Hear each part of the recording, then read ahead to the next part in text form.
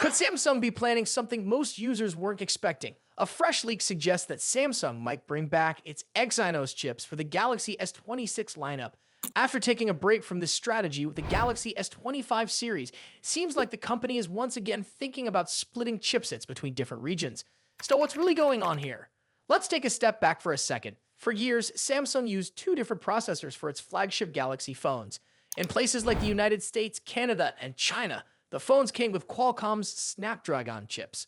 But in other parts of the world like Europe and Asia, Samsung shipped phones with its in-house Exynos chips. This led to some debates because users found noticeable differences between the two. Snapdragon versions often performed better, offered longer battery life, and ran cooler under pressure.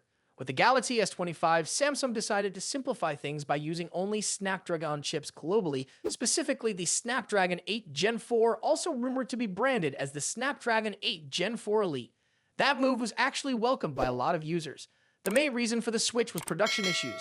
Samsung reportedly couldn't make enough of its Exynos 2500 chips in time, so instead of mixing chipsets, it just went with one solution for all. Now, according to new leaks, Samsung is working on the Exynos 2600, which could be used in the Galaxy S26 series. This chip is expected to be built on a 2nm process, which could mean better performance and improved efficiency.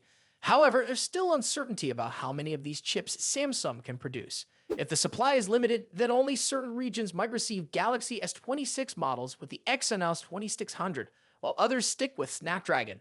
Some reports say Samsung might use Snapdragon chips only in the Galaxy S26 Ultra, no matter where you are in the world. Meanwhile, the regular Galaxy S26 and S26 Plus could be powered by the Exynos chip in most countries. That's similar to how Samsung handled the Galaxy S22 series. Snapdragon in most places, Exynos mainly in Europe. But again, nothing is final just yet. This kind of dual-chip approach has caused issues in the past. Users have pointed out real differences between the Exynos and Snapdragon versions. Even though Samsung has made efforts to close the gap in recent years, the Exynos chips still don't have the same level of trust among many buyers. So if Samsung is planning to bring back Exynos, it needs to prove that this new chip can match or beat the next Snapdragon processor in performance and reliability. Aside from the processor talk, there are some other leaks about the Galaxy S26 Ultra that sound pretty exciting.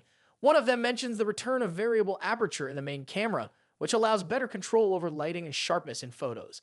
Another leak says the battery might get a big upgrade, possibly a 5500 mAh battery. That would be a solid improvement, especially if Samsung switches to silicon carbon battery tech, which many brands are starting to test. The Galaxy S26 series is expected to be launched sometime in early 2026, possibly around January or February.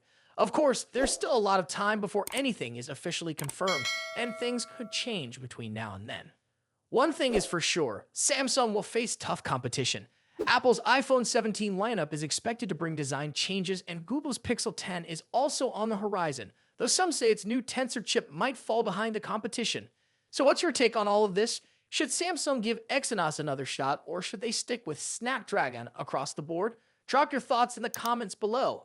And if you want to stay updated on all the latest Galaxy S26 news and more tech stories, don't forget to like this video and subscribe to the channel. See you in the next video.